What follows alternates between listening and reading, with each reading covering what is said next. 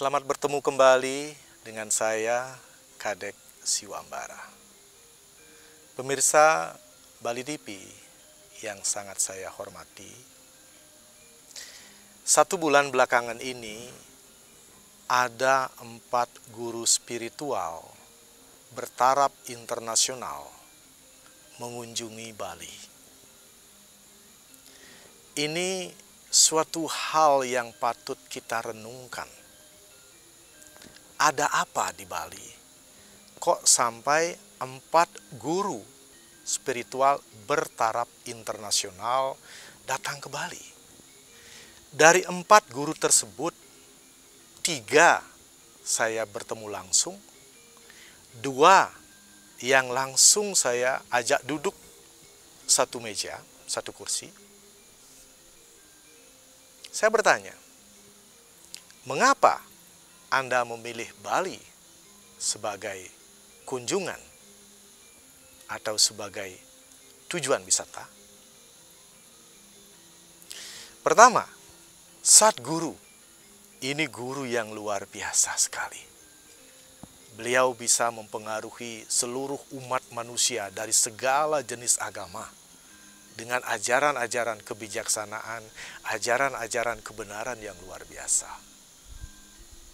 Alasan beliau ke Bali karena beliau habis operasi dan ingin menenangkan diri, ingin melakukan penyembuhan secara total. Beliau memilih Bali karena secara jujur beliau mengatakan bahwa Bali itu punya energi yang sangat luar biasa. Ya, beliau ke Tampak Siring, beliau mengunjungi pura-pura. Kemudian ada yang namanya Mahasidi, Guru Mahasidi. Ini luar biasa juga kemampuannya. Beliau juga datang ke Bali, tujuannya apa? Beliau mengunjungi pura-pura yang ada di Bali. Sampai beliau ke Lempuyang, ke Tanah Lot, dan beberapa pura lain dikunjungi. Dan beliau memberikan komentar yang sangat luar biasa. Energi di pura-pura tersebut itu luar biasa. Kemudian ini, Sri Swami Paramahamsa Wiswananda.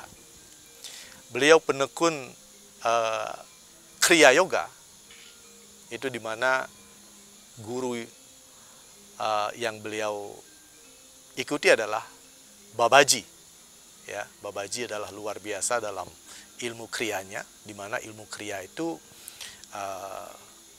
adalah ajaran yang menyadari bahwa diri kita, di dalam diri kita itu ada unsur Tuhannya. Gitu. Nah, beliau juga yang tanya, kenapa Anda memilih Bali? Bali adalah satu-satunya. Ya, beliau sebut negara ya, beliau bukan sebut pulau, negara, karena baru sampai di sini beliau tahu bahwa Bali itu bagian dari Indonesia. Dan beliau baru tahu bahwa di Indonesia itu ada ribuan pulau. Dan Pulau Bali lah yang menarik untuk beliau datang ke sini. Kebetulan beliau mampir di sini. Nah, disinilah Tiang bisa berdialog, bisa Tiang jelaskan. Beliau juga bertanya, kenapa Bali ini bagus energinya? Tiang jelaskan bahwa leluhur-leluhur kami mengajarkan kami ada 3 hal yang harus kita lakukan di Bali untuk mencapai kebahagiaan hidup. Kita harus harmoni dengan alam kita. Kita harus harmoni dengan semua ciptaan beliau, bukan saja manusia. Ya, kita harus harmoni dengan Tuhan itu sendiri. Ya. Keharmonisan dengan ciptaan beliau itu Tiang jelaskan, kami di Bali melakukan penghormatan, penghargaan kepada tumbuh-tumbuhan. Kami di Bali kami sebut dengan tumpak uduh atau tumpak bubuh, di mana kami melakukan upacara khusus memberikan rasa hormat sebagai perwujudan rasa hormat, rasa bakti kami kepada tumbuh-tumbuhan yang ada di sekitar kami. Karena tumbuh-tumbuhanlah yang membantu kehidupan kami. Tanpa mereka berbunga, tanpa mereka berbuah, kami tidak bisa melakukan apa-apa. Maka setiap 6 bulan kami melakukan upacara di tumbuh-tumbuhan yang ada di sekitar kami. Dengan penjelasan ini beliau bengong. Ya. Kedua, kami menghormati semua binatang. Apakah binatang piaraan, apakah binatang liar. Kami ada istilah namanya adalah tumpak kandang. Di sana kami mengekspresikan rasa terima kasih, rasa hormat kepada binatang-binatang itu dengan menyuguhkan sesajen. Itu. Dan juga kami menghormati benda-benda yang membantu dalam kehidupan kami. Yang misalnya kita sebut sebagai tumpak landep, ya, sarwa besi. Karena semua peralatan itu membantu dalam kehidupan kami. Nah, inilah yang bikin beliau tertegun, dan beliau mengatakan hal itu tidak ada di negaranya. Ya. Karena di negaranya sekarang yang berkembang adalah ajaran spiritualnya saja. Tidak ada ritual, ya, tanpa tatwa. Ya, kalau kita di Bali kan ada tatwanya, ada susilanya, ada upakaranya. Ini katanya yang mereka tinggalkan. Gitu.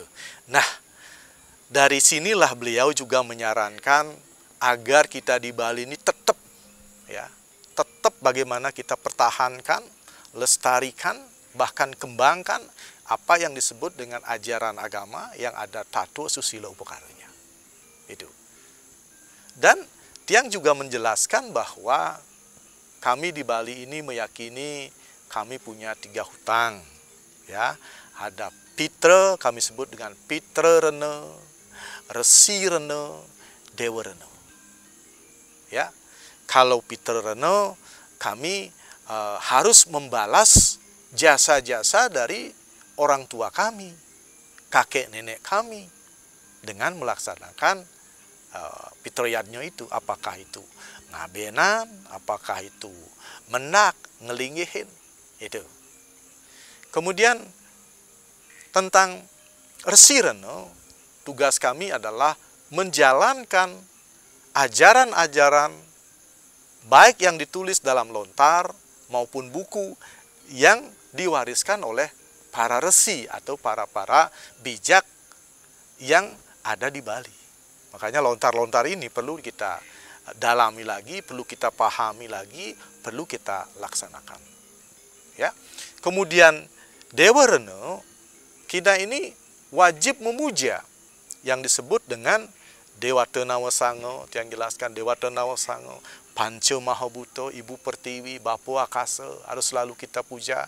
Ada unsur air kita puja, ya. Kita juga lakukan bagaimana memelihara air, bagaimana memelihara cuaca, bagaimana memelihara angin. Itu.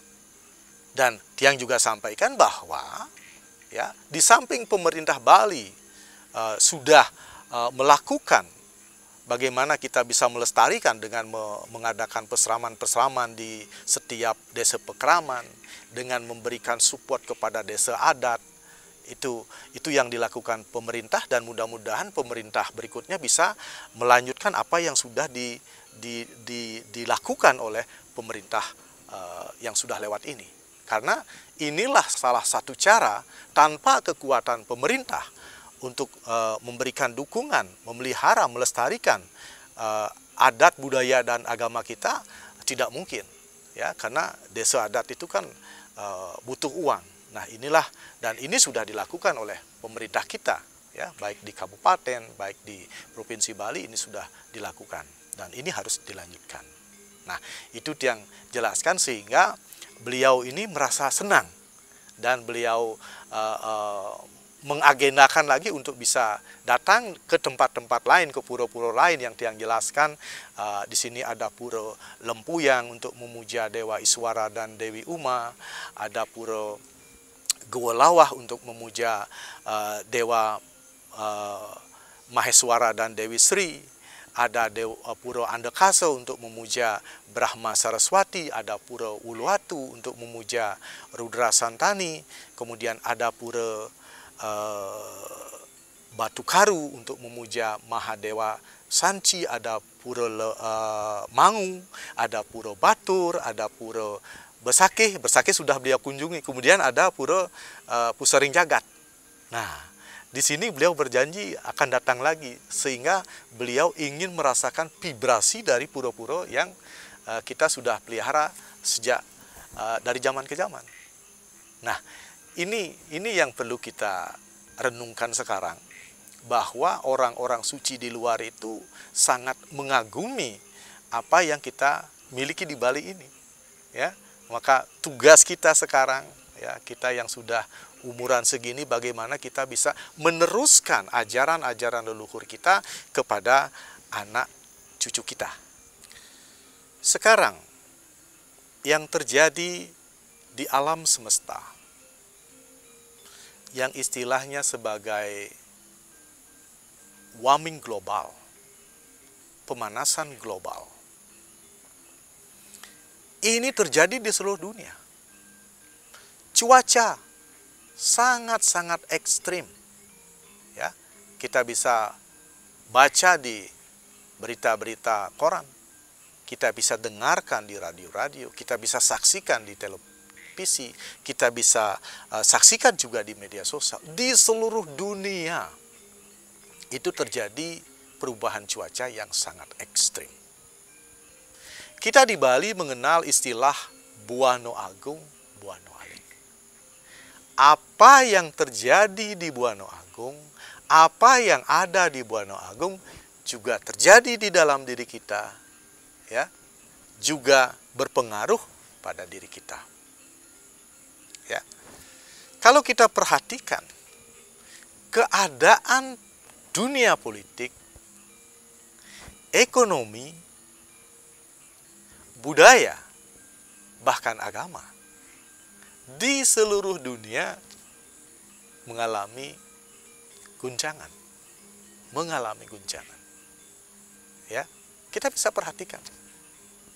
Dan ke depannya situasi ini akan semakin memburuk.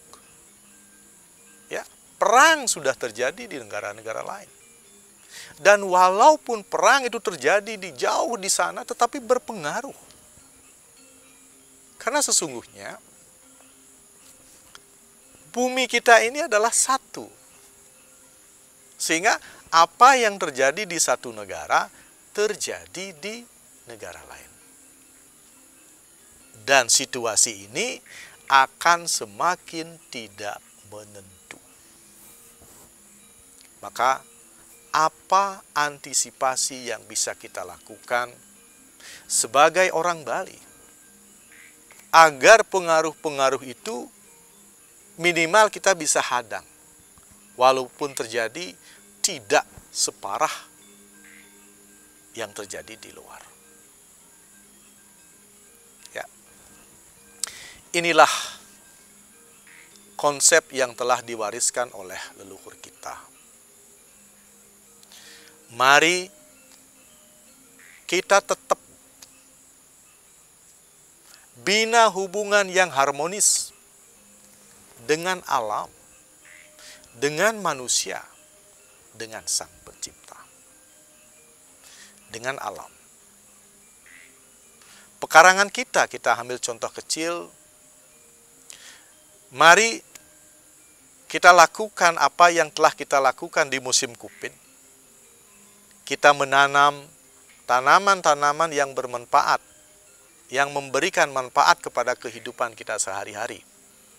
Kita menanam cabai, kita menanam terong, ya, kita menanam bungkil-bungkilan, ya. Karena apa?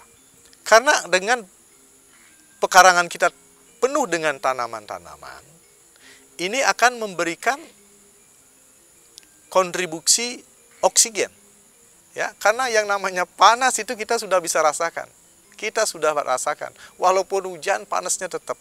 Maka tugas kita adalah menanam tanaman yang memberikan kontribusi oksigen kepada pekarangan kita, juga hasilnya bermanfaat untuk kita konsumsi. Walaupun kita tidak punya tanah ya, sekarang kita bisa banyak sekali yang sudah kita bisa lakukan di zaman Covid yang memberikan pelajaran yang luar biasa. Ya, kita bisa pakai poli, kita bisa pakai bekas-bekas ban, kasih tanah, dan itu akan bisa bermanfaat bagi kita. Ya.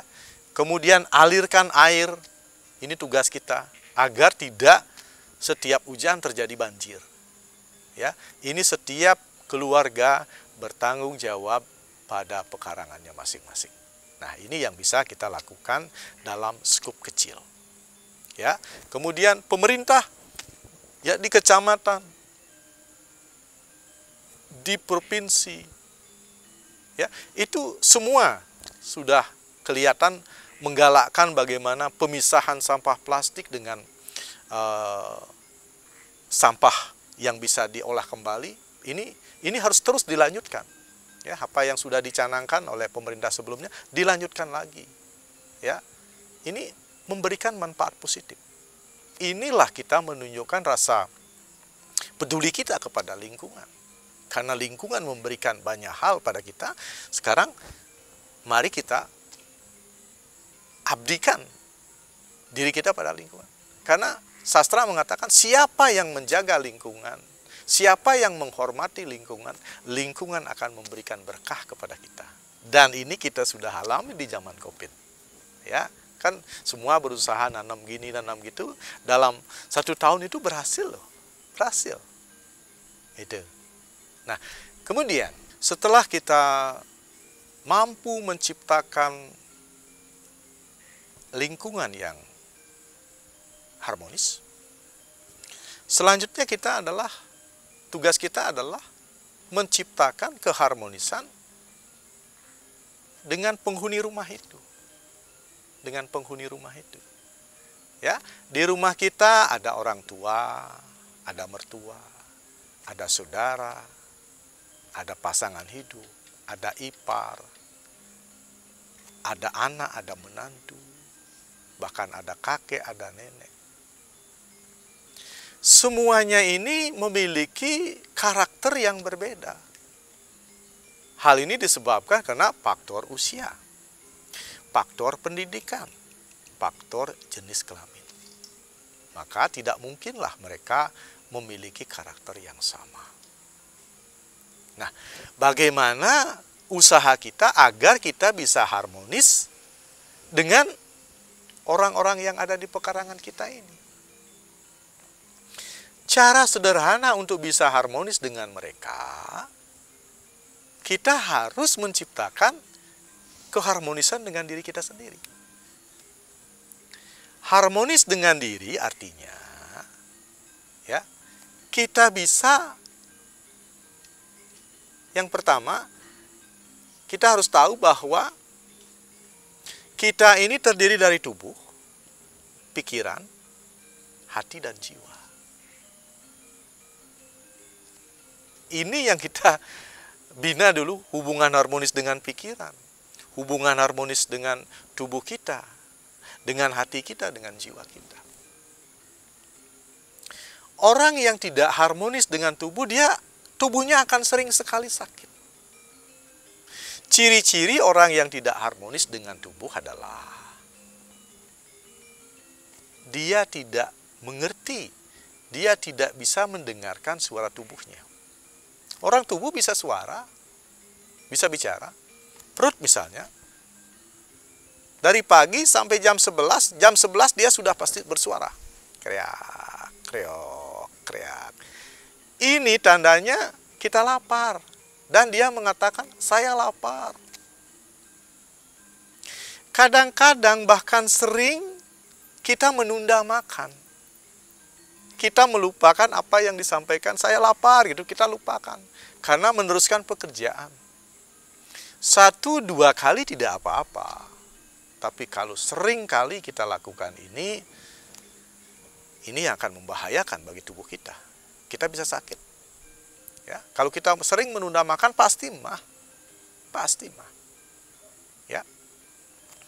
Kemudian kita harus bisa mendengarkan suara di kerongkongan. Ya, ada tanda di sana terasa kering.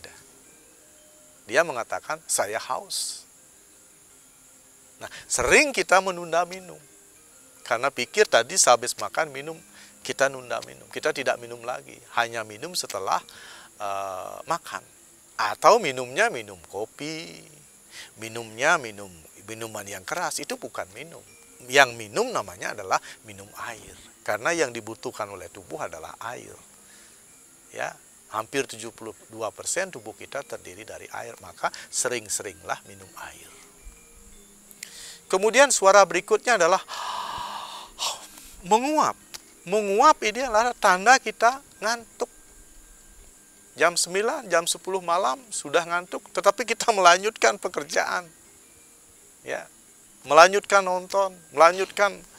nonton sosmed.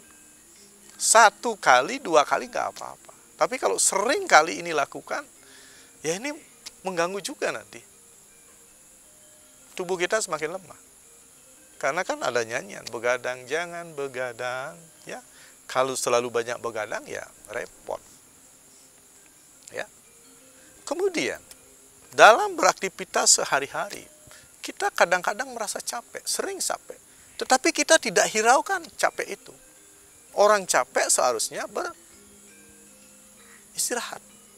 Orang ngantuk seharusnya tidur. Ini yang sering kita langgar. Ya. Coba perhatikan, orang-orang sakit itu biasanya kalau kita flashback ke belakang, tapi pasti masalahnya ini. Dia menunda makan, dia menunda minum, dia menunda tidur, dia menunda beristirahat. Maka sekarang, mulai saat ini, setelah mendengar acara ini, apa yang saya sampaikan, ketika haus, minumlah segera. Ketika ngantuk, tidurlah. Ketika capek, istirahatlah. Karena keempat hal ini tidak bisa diwakilkan. Misalnya Anda lapar, tidak mungkin saya disuruh makan, saya makan, Anda hilang laparnya, tidak mungkin. Ini urusan pribadi. Ya, ini urusan pribadi. Harus ini diutamakan. Ya, masalah lapar, haus, ngantuk, tidur, urusan pribadi. Ya. Kemudian, keharmonisan kedua yang perlu kita ciptakan adalah keharmonisan dengan pikiran ini. Ya, kita harus tahu pikiran kita sangat-sangat liar. Ya. Jalannya pikiran lebih cepat dari angin. Banyaknya pikiran lebih banyak dari rumput. Ya. Maka sesungguhnya yang perlu kita pelajari dalam hidup adalah mengendalikan pikiran. Mengendalikan pikiran artinya pikiran itu seringnya ke belakang. Menyesali masa lalu, menyalahkan diri, menyalahkan istri, menyalahkan suami, menyalahkan anak, menyalahkan orang tua. Ya. Bahkan Tuhan kita salahkan. Ya. Menolak masa lalu. Ketahuilah, masa lalu tidak ada yang salah. Apa yang telah kita alami di masa lalu kita, tidak ada yang salah. Dengan masa lalulah kita bisa seperti saat ini. Masa lalu adalah proses, adalah pelajaran yang harus kita lewati agar kita bisa menjadi lebih baik, menjadi lebih positif, menjadi lebih tabah, menjadi lebih sabar, menjadi lebih kuat, dan menjadi lebih bijaksana.